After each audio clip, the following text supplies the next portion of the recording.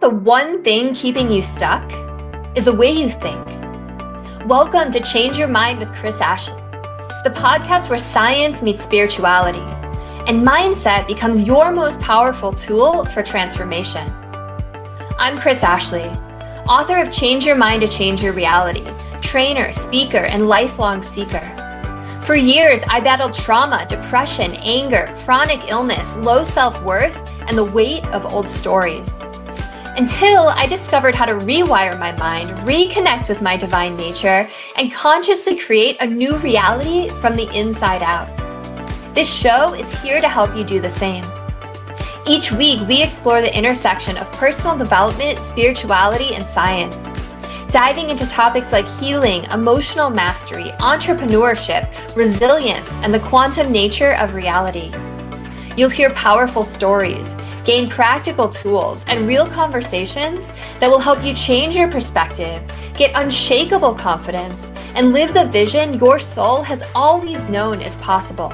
Whether you're navigating a major life shift, building your dream business, or seeking deep healing and alignment, you're in the right place. So if you're ready to break through, take back your power, and create a life on your terms, this is your moment. Let's break free from the patterns that hold us back, awaken to who we truly are, and rise. Your transformation starts now.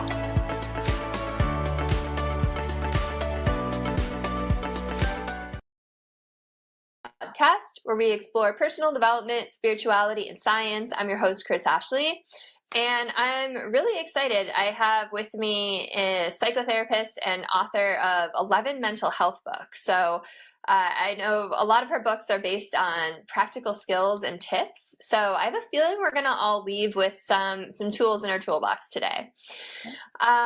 Let's see. A couple quick announcements before we get started. As always, head over to the links in the show notes. There's going to be a lot there. You'll be able to connect with my guest. You'll be able to connect with me on social media. You'll find ways to sponsor the podcast. You'll find links and updates to everything I'm doing. And as always, this podcast is part of the Los Angeles Tribune Podcast Network, so you'll also find links to them.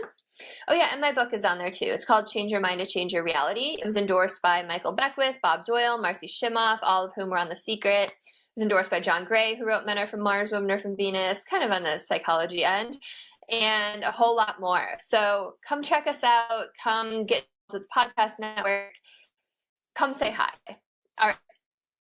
With me today, I have Judy Belmont. Judith Belmont. Your bio says Judy. Your screen says Judith. What do I call you? You can call me either one. Okay. Okay. So I have Judy Belmont with me. So Judy has 40 years experience as a psychotherapist in private practice, mental health, and corporate training, as well as a wellness conference speaker. She is the author of 11 mental health and self-help books and also 2 therapeutic card decks. Ooh, cool. All her books and card decks, as well as her keynotes and live and online trainings, have all focused on offering hands-on practical skills that promote emotional wellness. Offering quick exercises, visualizations, handouts, self-help quizzes, worksheets, and self-care practices, she offers tools to help others overcome self-limiting beliefs and improve resiliency. I love that because there's so many books and people out there that are like, here's how to diagnose things, or here's how you should be thinking and all these things, but a lot of people don't tell you how. So I'm excited to hear from you. So welcome, Judith. I'm happy you're here. Well, thank you for having me. I appreciate you talking to me today. Absolutely. So I told you before in the green room that I don't plan anything, and that was not a total truth. The first question I always ask everyone, it's the same question, and that is your origin story. So what is it that put you on this path to want to be a therapist and write all of these books? Well, I was always a very sensitive child and was always very curious about people and why people act the way they do. So it was a natural progression for me. I never really thought of being having any other major except psychology when I was in college.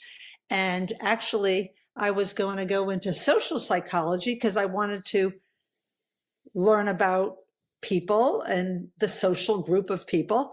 And then I realized that no, social psychology is more the research. I want to actually work with people. So then I went into clinical psychology.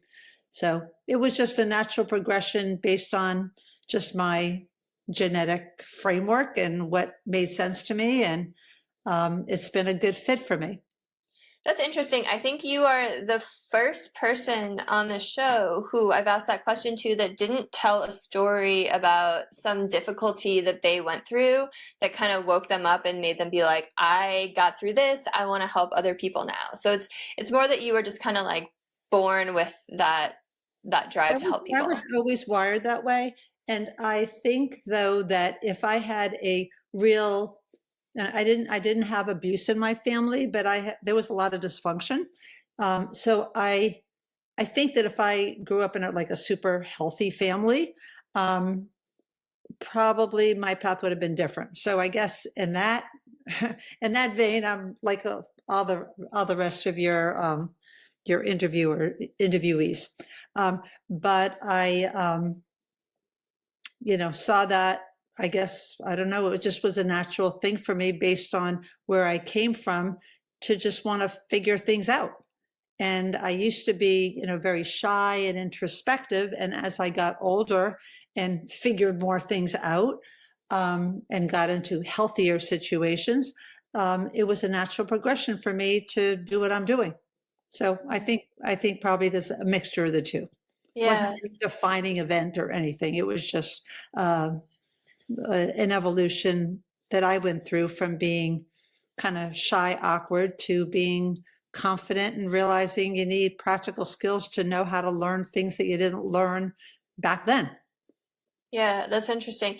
So what made you want to come up with all of the tools and tips and like worksheets and quizzes and all of that? Well, I've always been, as I said before, I was thinking of going to social psychology because I knew so little in college about it. I wanted to work with people. And then an advisor said to me, why do you want to go be in social psychology? That's just like research. Not that there's anything wrong with research, but my interest has always been practical, working with people, practical ideas, and it's just my orientation. But I was very, very lucky. My second job out of grad school, I worked in a youth guidance center for 25 hours a week, and I was looking to make ends meet, and I needed another 10 to 15 hours to round out my full-time work. And there was an advertisement in the paper, this is in the late 70s, and it said, assertiveness training for women, masters in counseling or in psychology. And I thought, well, I don't really know what assertiveness training is, but I have a master's in psychology. So maybe, it would be something I could do for that 10 or 15 hours. And it really changed my life. It was a women's program, and I learned the importance of imparting life skills in these assertiveness training classes. And basically what assertiveness training is learning to have confidence, speak up, and express yourself with tact. And I had never learned that in graduate school. My graduate school was very psychoanalytic, which is more Freudian, which is exactly the opposite of what I feel comfortable with. Mm-hmm. So it was very refreshing. And that paved the way for me to be a workplace wellness speaker. I did trainings for other mental health therapists. And that's how I ended up being an author, because the continuing ed business that hired me to be a speaker also started publishing. So it was just a natural evolution. I kind of fell into that like I did a lot of things in my life. It seems like, from my own experience and the experience of people I know, the things that you quote unquote fall into are really where you're meant to be, what you're meant to be doing. Yeah. So how did you come up with all of these exercises? Like, are a lot of them out there already and you kind of just compiled them in books, or did you actually come up with a lot on your own? A combination. So a lot of the interest in the exercises and the understanding of how important life skills was. Great question, by the way. No one's ever asked me that. Very good question. Is from my old days at the assertiveness training. And so there was assertiveness exercises. There's a role play I still do now that I learned back 45 years ago. There's, I learned kind of the basics on that first job. And then I created my own. And then, of course, there's a lot that's happened in the field of psychology in the last 45 years. So then I learned more about it and incorporated. But I think that jumping off point, realizing the importance of life skills, because I saw in those groups that I ran for the couple of years until I moved somewhere else, and I still continue to lead groups, but not in that place. I was blown away by how people transform themselves by learning skills that for some people might be more natural, but other people really have to learn. And I was like so inspired by it. That became a very big part of my practice. When I would see people, I would usually give what's called self-help assignments or homework. So that, because a lot of therapy doesn't happen just in the therapy office, it happens in the weeks in between. And so people are going to work on things. Maybe they'll have a diary, maybe they'll enter certain things, do a worksheet.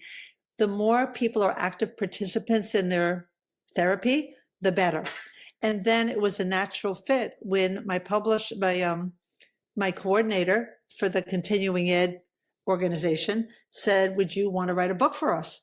And I said, she said, "You have a very practical orientation. Maybe, give some practical skills. We're looking for practical hands-on skills." So I then developed the tips and tools for the Therapeutic Toolbox series.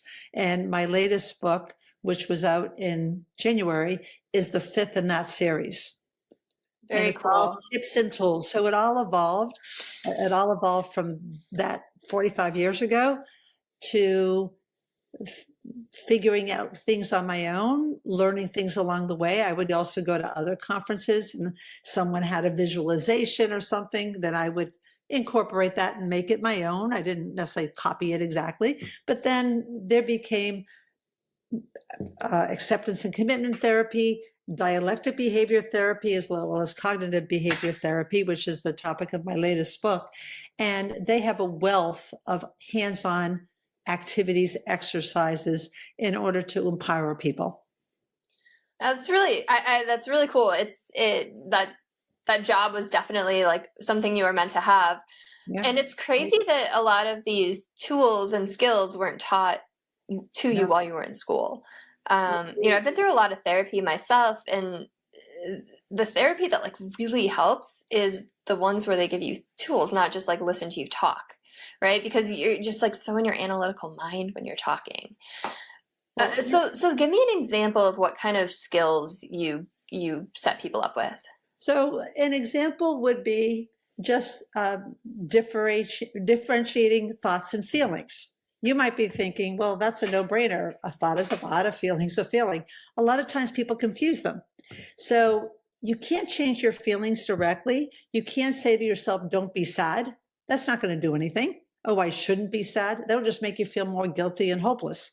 But if you identify the thoughts that you're thinking of that creates that feeling, then you can have more control over changing it. So if you think, let's say you're in a meeting, in a meeting at work, and you're afraid to speak up because you don't want to sound stupid, you're going to feel anxious.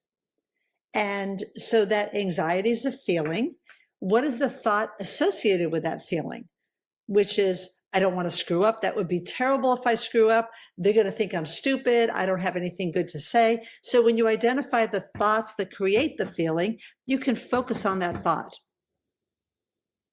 But a lot of times people confuse them. They'll say like, I feel like you're criticizing me. Well, guess what? That's a thought, not a feeling. I think you're criticizing me and I feel badly about it. Mm-hmm. So just something as rudimentary as separating what a thought and a feeling are, because you can't tell yourself, don't be hungry, don't be sad, but you can't say to yourself, that is an irrational thought, and here's more rational alternatives. So another tool that I have in all my books is to identify the cognitive distortions. When people feel depressed, they feel anxious, they often have cognitive distortions, such as overgeneralization, which means all or nothing thinking. It's terrible. It's awful. I'm a failure. That would be labeling. I'll never get it together. That's fortune telling. There's different thought habits that make people immobilized. And by identifying what the distortion is, you can change your language. And it's not just semantics, it's actually empowering yourself. So you're not a victim, you're a victor. I love that. It's funny. You heard me mention my book, Change Your Mind to Change Your Reality. There's like a huge section about the thoughts we think. And it's funny to hear you say that. I'm like, oh yeah, that is a psychology thing. Absolutely. Okay, so let me ask you this. I talk to a lot of people, and a lot of people talk about how our belief systems, our thoughts stem from our belief systems, and our belief systems, a lot of them are kind of programmed into us before the age of 7, because kids are just in theta brainwave, right? They're just downloading, they're programmable. Even if it's like a teacher that's like, you're not good at math, or you're a good singer, right? Like this stuff stays with us. And that a lot of other people say 95% of our thoughts are coming from our subconscious mind. So we're not even like aware of these deeper programs. So like, I'm curious, as a therapist, how do belief systems, how do you handle belief systems? What's your even thought about that? And also, how are you helping people get into their subconscious mind? Because they might not even be aware that they're having that repetitive thought, right? It's been estimated that people have at least 40,000 negative thoughts a day. Yeah, that's crazy. We have that's like wild. 80,000, but 40,000, half of them, if not more, are negative. So in cognitive behavior therapy, which is the most widely adopted type of therapy in the world, and a focus on the quality of our thoughts determine the quality of our life. In cognitive behavior therapy, we focus on looking at the belief and seeing what is automatic. So, for instance, one example that I have in my book is to discover the ants' automatic negative thoughts, because they are so automatic that we don't even question it. Right. Just like you say, because they're just part of our DNA. I don't necessarily call that subconscious or unconscious. I call it is that we're just not aware because we're programmed. But I guess that is unconscious, right?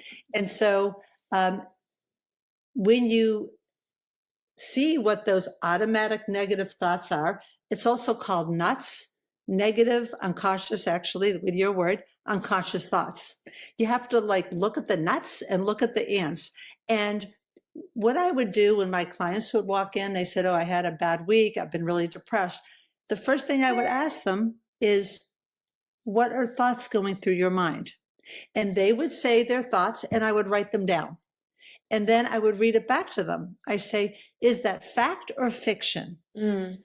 Because so often we do carry like, I'm not worthy, I'm not good enough. People get messages when they're younger, and it's not because people plan to put bad seeds in you. This is what they know. This is the development that they have gotten to. So it's not like anybody really knows better and tries to be dysfunctional. But I call it with my clients, like you need to learn a new emotional language. It's like Pig Latin. Maybe you learned Pig Latin when you were younger. It's not a real language. It's very idiosyncratic. And now you're going to learn like a healthier language. And so then I talk to them about the ABCs. Instead of ABC, we all know the ABCs, right? A in psychotherapy is like the act or the event. C is the consequence, your feeling and behavior. He broke up with me, I'm miserable. A lot of times people think I'm miserable because he broke up with me. That would be an unconscious negative thought, because you would think the circumstance made you feel that way. Guess what? There's always that B in the middle, which is our belief, and we have control over that.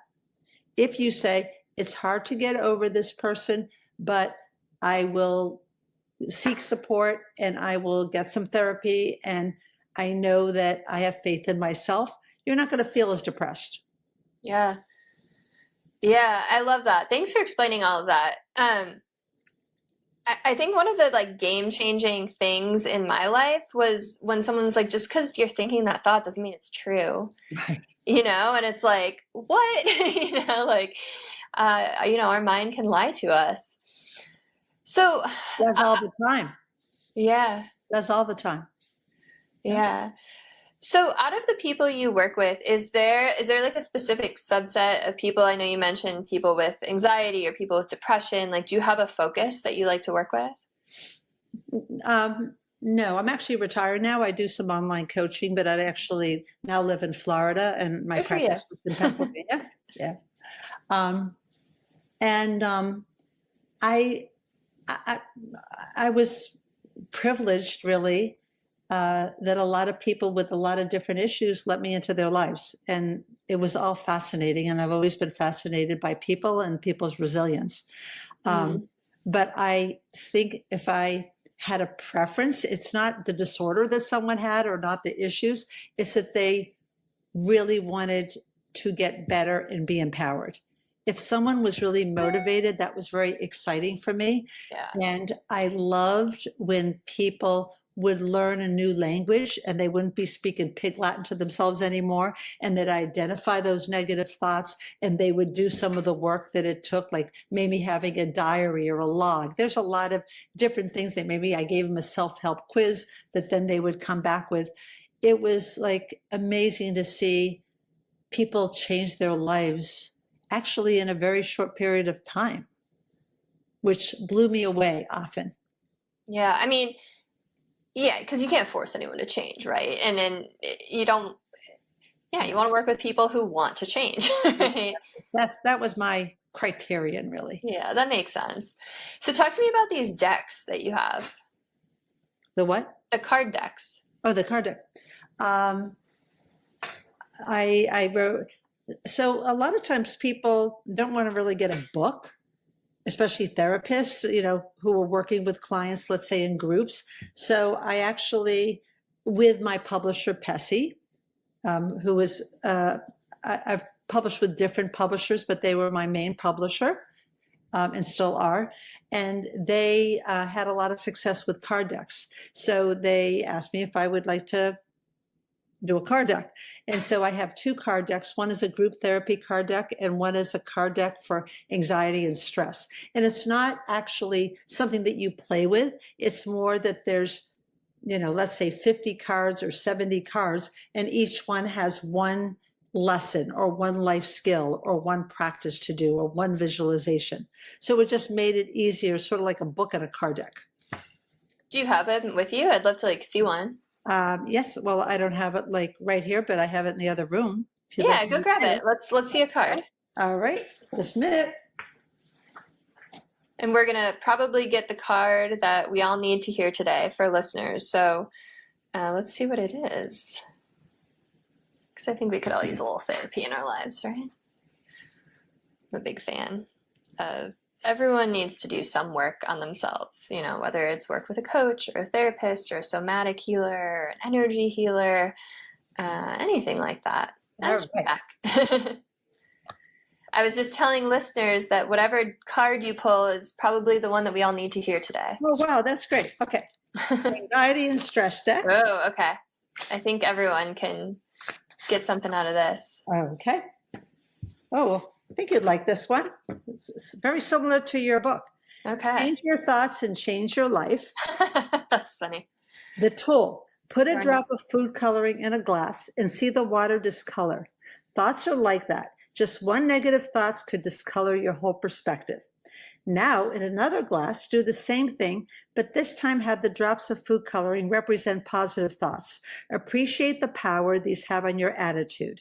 And then the affirmation at the end is never underestimate the power of positive thinking to lessen your stress. I like that. I like that visual. Isn't it crazy how we can hear 1,000 positive things in a day and we hear like one negative thing and we just like hook onto that? Positive things are like Teflon, but negative things are like Velcro. Yeah. Definitely. It's called the negativity bias in psychology. I have another one I think would be very helpful. Yeah, sure. Okay, this one is cope with coping cards. So again, This is the anxiety and stress, and it has a little activity. Tip, you can keep calm by using healthy reminders in difficult times. The tool is using either 3x5 cards or something that you can, notebook, whatever. Write calming thoughts that you can carry and refer to in times of stress. They can include affirmations, which are positive self-statements, positive sayings or reminders to keep you on track, like I can do it. Irrational thoughts written on one side and a more positive, like I'm a loser, I'm someone who has had a lot of difficulties, and I'm proud of myself for trying to get over that. That would be an example. And an inspirational quote. People often love quotes because they resonate with us. So pick a few quotes and maybe take a quote a day. One of my activities in my books is have a bowl or a bag or a box or something, and you maybe on the computer, you print up a whole bunch of inspirational quotes or affirmations. You cut them in strips, and every day you pick one, and that will be the one that you carry around, as an example. Yeah, this one is using I statements. Instead of you statements, you shouldn't be doing that. An I statement is, I don't feel comfortable when you raise your voice at me. So you're specific instead of general. So this is an example of the card deck, and like little quick tips. They seem obvious, but people don't often live by that. Yeah, that's interesting. It's like we can hear advice all day, but we don't always, like, intellectually we might understand something, but we don't put it into practice. Why is that? Well, I think a lot of it is people don't know how. And that's why I'm so focused on giving the how-tos, because, I've had people say things like, you should just think more positive. How do you do that? It's not so easy, especially if you're thinking very negative things. Or you should just be grateful. Well, how do you be grateful when you're feeling very bitter and you're looking at the dark side of things? So advice doesn't do much for you unless it offers you tools and you're ready to use them. Yeah, I think a lot of people tend to forget that other people view the world differently than they do, right? And they have different kind of thoughts and different beliefs. Absolutely. Which is really interesting. I have a great visualization for that if you want to do it with me. Yeah, let's do it. Yeah. Okay. This is actually one of the things I got way back in my assertiveness training class. Oh, cool. This visualization, but I just still love it. It's been 45 years that I've known it. So you clasp your fingers like this. Okay. Which thumb is on top? Your left or your right? My left. Okay. The same thing with me. But in a live presentation, it's usually about half and half. Okay. Okay. Now unclasp and put the other thumb on top. How does it feel? Not as natural. Right. Very different. For some people, it's uncomfortable. It's strange. But a lot of times we think people are like us and everybody has it one way. So sometimes we need to stretch ourselves and look at things and develop flexibility in a different way. And an advanced version of that is folding your arms. If you fold your arms, my right arm is on top. My left arm is on top. Okay, interesting. Okay, now try it the other way.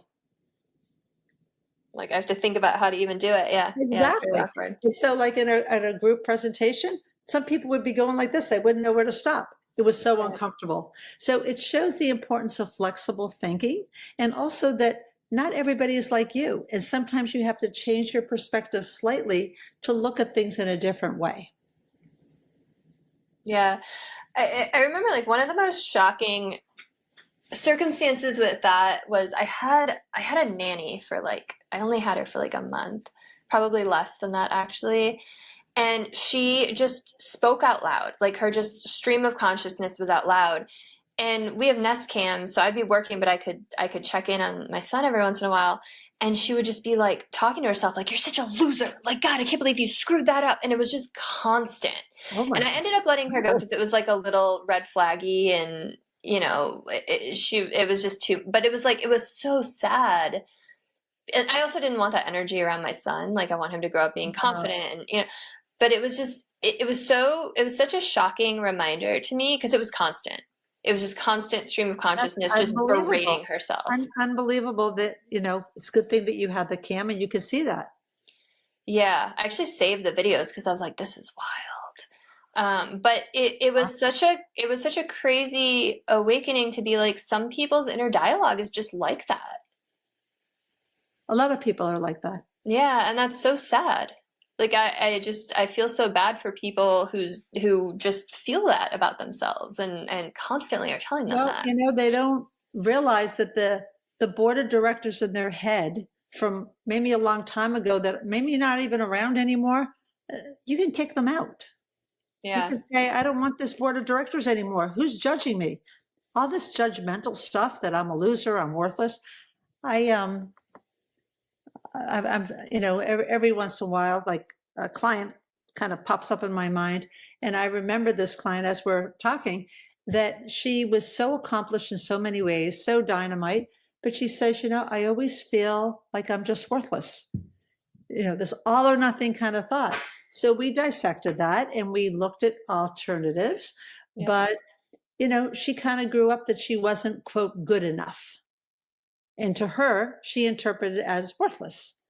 But I showed her a bill, let's say a $20 bill. I crumbled it. I crushed it. I gave it to her. I said, step on it, do whatever you want. Just don't tear it. And then she gave it back to me. And then I unfolded it. I said, okay, how much is it worth now?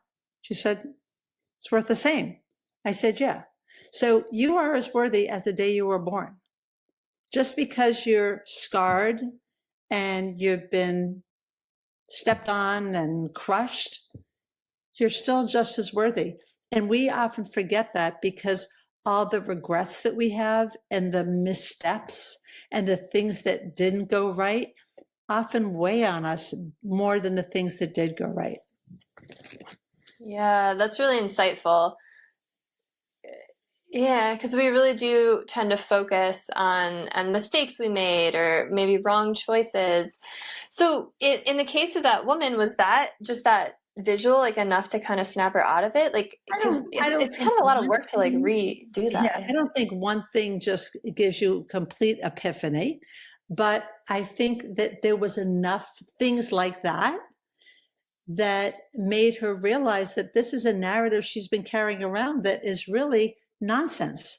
So I would constantly say to my clients, and still do for my coaching clients, is that true? Just like you had said before, don't assume it's true just because you're thinking it. Is it fact or fiction? And they would say, well, it's true. I really am okay, I'm just giving an example. I really am a loser. I'm an underachiever or whatever label. That's a cognitive distortion. I said, well, that means your whole being 100% is a loser. Well, I mean, there are some good things about me. I said, well, then you can't say that. Then up until now, I have been disappointed in some of the areas of my life. And I take responsibility for not achieving some of it as much as I could have. And they would agree with that. I said, well, that's better than I'm a loser. And so once you stick to the facts instead of the fiction, and one of my cards over here is temporary or permanent. Are you thinking in permanent ways, like I'm a loser, or up until now, temporary? And so many times people don't realize they have a choice in how they look at things. Yeah, that's really powerful.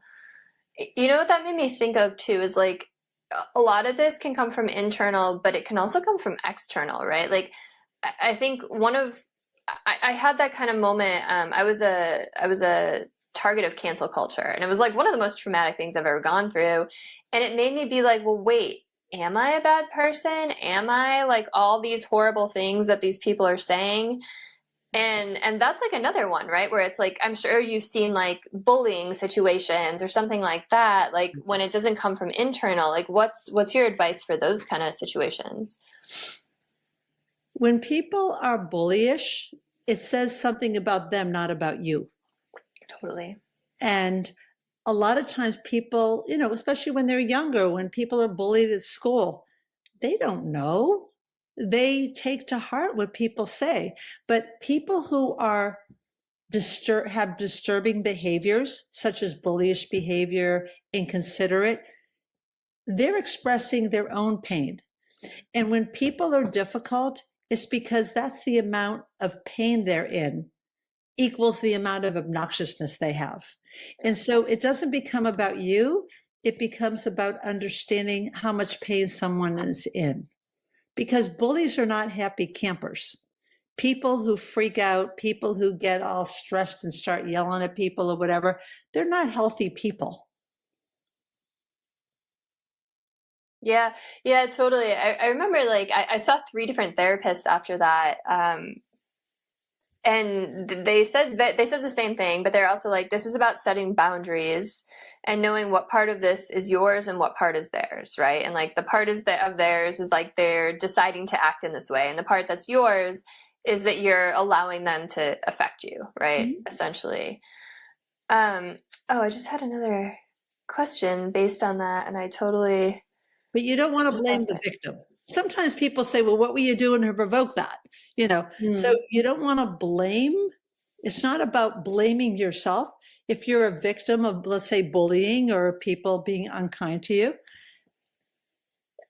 definitely you could set limits and not allow those people in your life.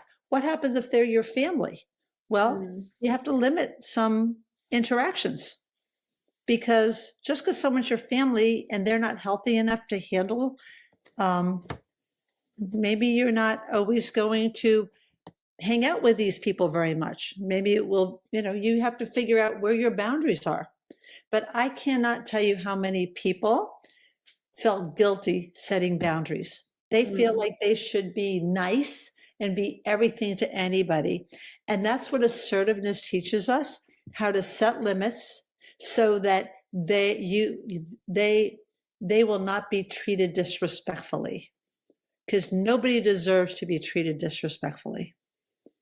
Yeah, totally. And a lot of it has to do with rights, identifying your rights. Like, I have a right to be talked to in a way that is not demeaning.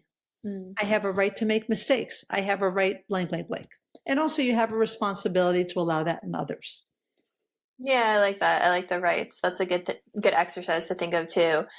So what about like in this day and age of, keyboard warriors where, a lot of the bullying happens online anonymously.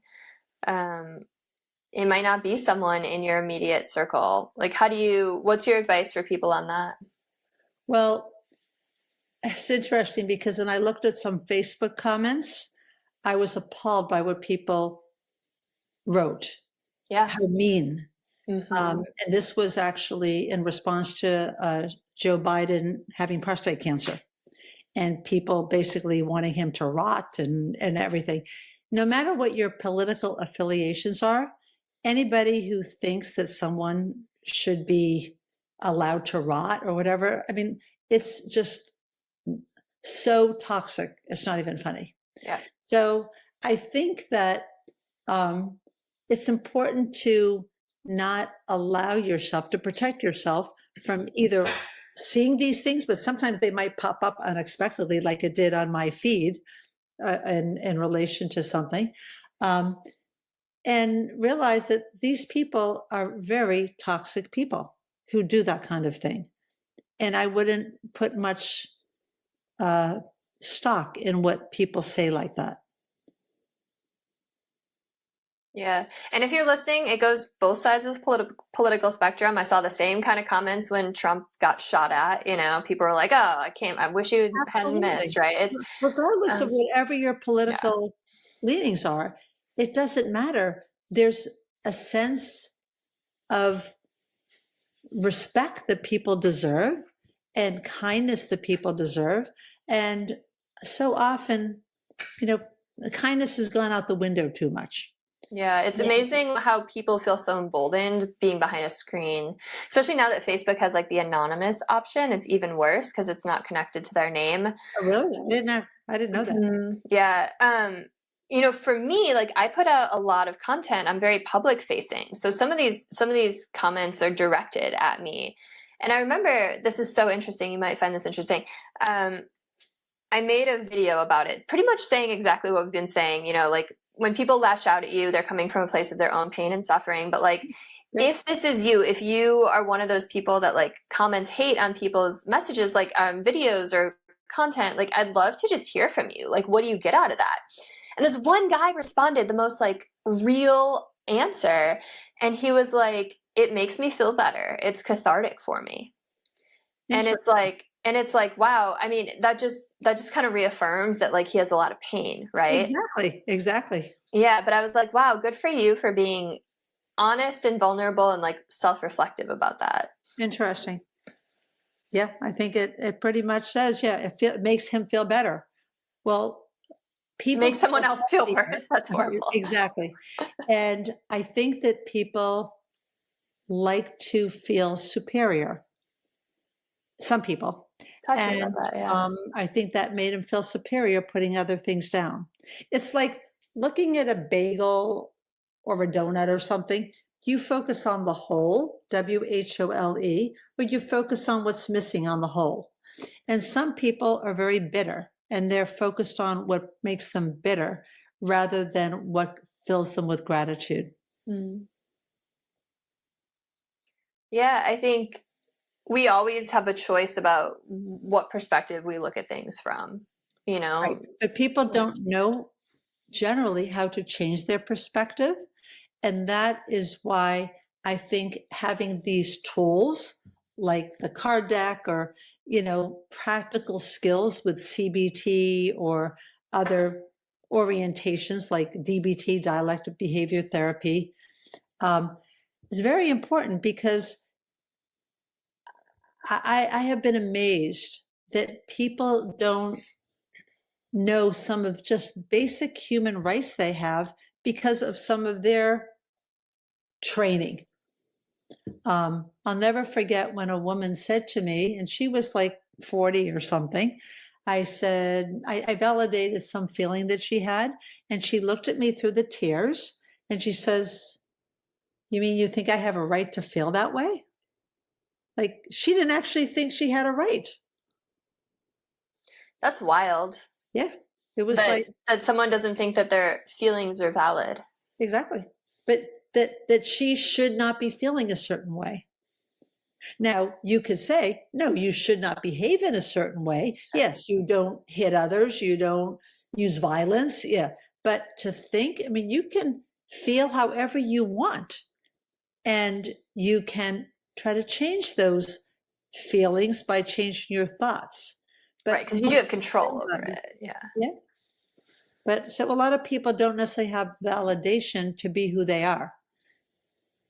And people are trying to shape them into what they think they should be.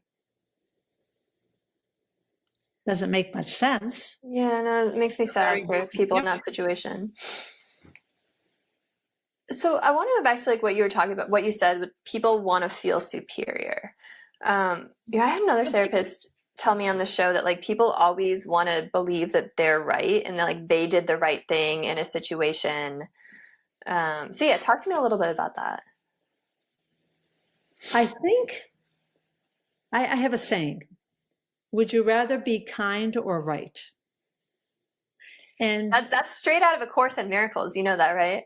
No, I don't know. What's A Course in Miracles? It's would you rather be right or would you rather be happy? It's like a spiritual text. Yeah.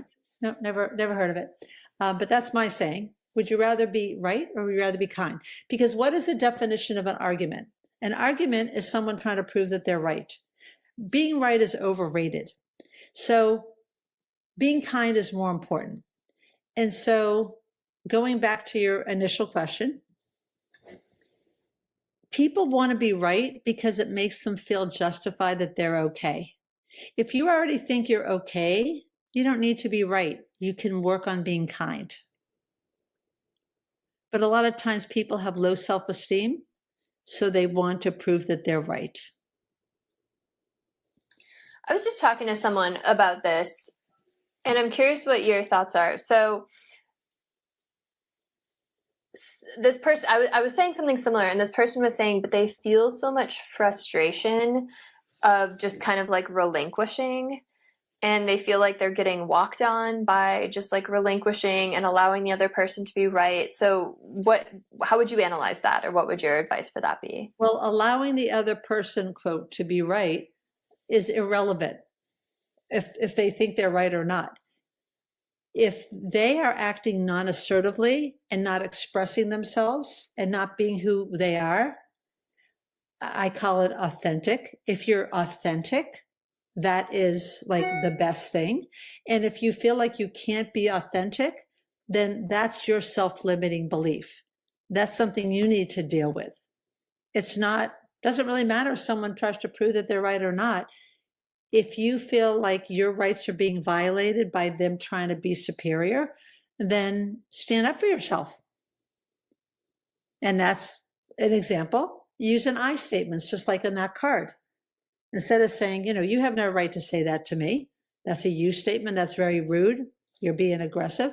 I don't feel comfortable when you speak to me like that. So the more doesn't really matter what the other person does. If you set your limits and you stand up for yourself and you use I statements, and that's a very powerful thing. It's in a lot of books, parenting books, just in books on communication. So would you consider that to be being kind instead of being right? Yeah. In that situation? I think you can be kind without being openly obsequious to someone. If you think someone is being abusive, you're not going to be kind and let them be abusive. Say, I don't feel comfortable with that. But if you say, you're being such an idiot right now, no, that's not being kind. So, the transaction analysis book way back in the 70s, I'm okay, you're okay. That's a good mentality to have with assertiveness. I'm okay, you're okay. I don't like the way you're behaving, but I am not going to disrespect you as a person because you're behaving. I'm just going to set my limits. So you might be thinking, and I've had many clients to say, I'm not going to let them get away with that. So when someone, is rude to them, they're rude back. Well, it's just like two kids on the schoolyard. Nah, he hit me first. What's the difference? It's who stops that. I think that's really hard for a lot of people. I don't think they have the tools. And that's why when I first learned the assertiveness training to teach others, I kind of fell into that job just because I was desperate for another 10 to 15 hours a week.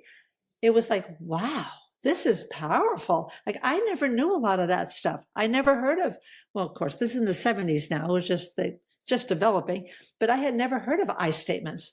I didn't hear a lot of people talking in I statements. And it was like a whole learning a new language from Pig Latin. It makes sense because as soon as you accuse someone of something, they just go on the defense. Yeah.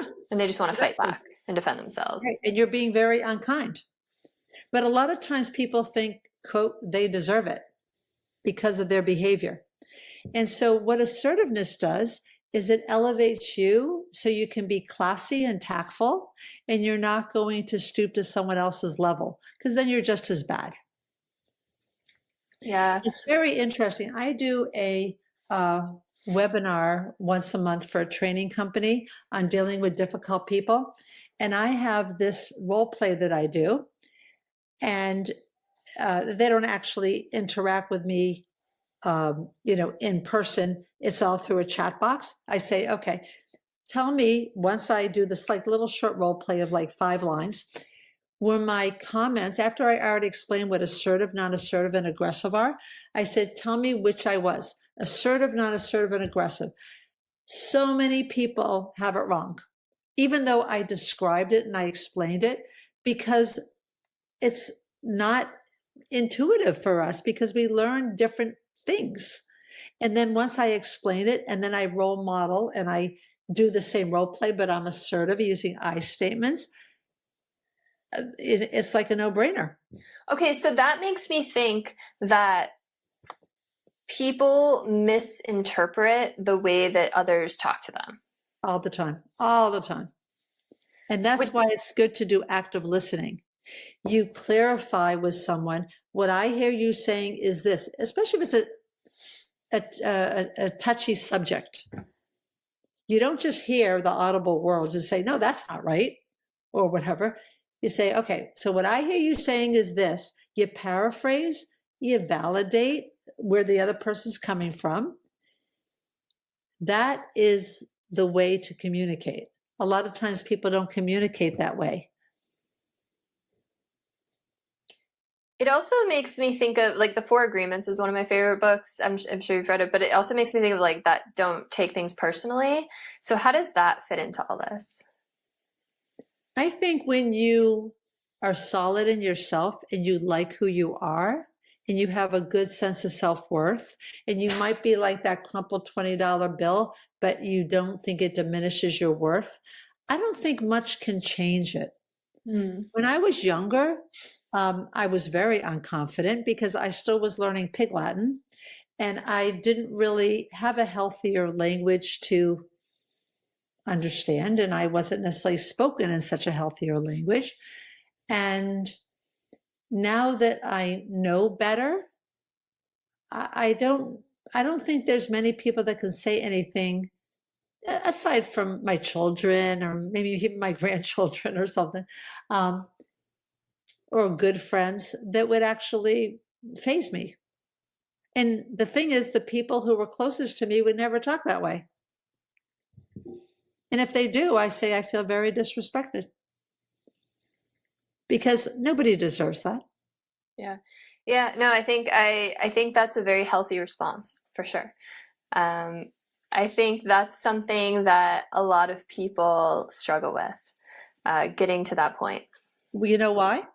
Because they think irrationally. They think he made me feel bad about myself. Guess what? No one. Now we're not talking about trauma and abuse. We're talking about like everyday hurting your feelings. Yeah. Right. When you're an adult, and we're not talking about child abuse or anything like that. You can't make anybody feel anything. I felt this when he said that, and then you're empowered. But so many times people, I mean, that's like a matter of speaking, is like, he stresses me out. Well, guess what? That's irrational. No one can stress you out. I'm stressed when I'm around him, or when I think about him, I'm stressed. So one is you're a victor, you have control, you're empowered, and the other is you're a victim. I like that differentiation. Okay, so you've brought up victimhood twice. What do you think about how it's almost become trendy to be a victim online these days, where people love to, share all the ways they're victims? Yeah, what do you think about that? Like, how do what's the psychology behind that? Kind of posts, but but I don't doubt that's true. I don't know, obviously I'm not reading the same things that you are, but I think that people like to be a victim because it blames someone else. But you know what? Blaming doesn't make you a happy camper. Blaming just makes you bitter. It doesn't make you better. Yeah. And I think too often people don't want to take responsibility for themselves, and it's easier to blame someone. Let's say if a marriage goes badly, relationship goes badly, okay, you might be good to take some responsibility, because it doesn't mean you're a bad person if part of the reason you broke up is because of you. This is what I've learned for future relationships, or this is what I've learned to make me a better person. But the blaming thing just makes people feel like they're okay. If you have a good sense of self-esteem, you don't need to blame. And so people like my clients would say, yeah, I don't really want to talk about my childhood because I feel like I'm blaming my parents all the time. I said, it's not all about blaming. It's just trying to understand where all this comes from. So there's nothing to feel guilty, because so many people feel disloyal. But if you shift away from the blame to insight, just imagine a magnifying glass. That's another one of my tips that I really like, is using a metaphorical toolkit, like a stress kit.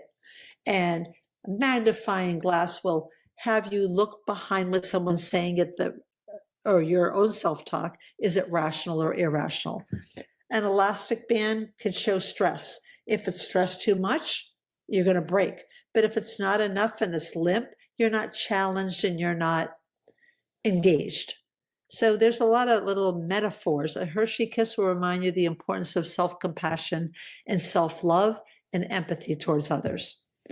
So I would have like my clients assemble a toolkit of things, and they would keep it on their desk at work, or they would keep it in their kitchen, or they would have their kids help them assemble things to have metaphors to show them important life lessons.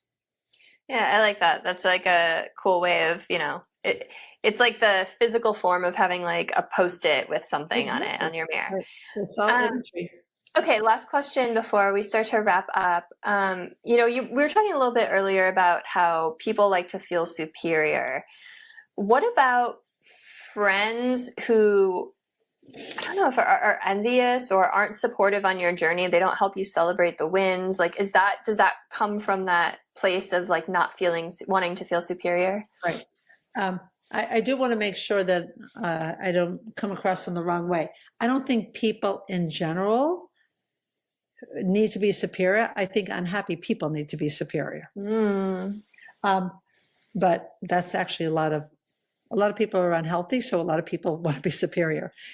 So if you have, quote, friends who don't really cheer you on and don't validate, then the quality of the friendship is not very deep. It's a shallow friendship. And that might be a friendship to decide, is it healthy for me to have? Not all friends are good for you. If friends are there not to cheer you on and not to validate, that's not real friendship. It's acquaintanceship. Maybe you like to play tennis with that person. That doesn't necessarily mean you want to let them too much into your lives. All right. This has been great. Thank you so much for all of your insights. Yeah, thank you so much. I'd love to, if you want to just let the audience know, where they can connect with you, where they can buy your books, your cards, or anything else. My latest book that I'm trying to promote is 110 CBT Tips and Tools.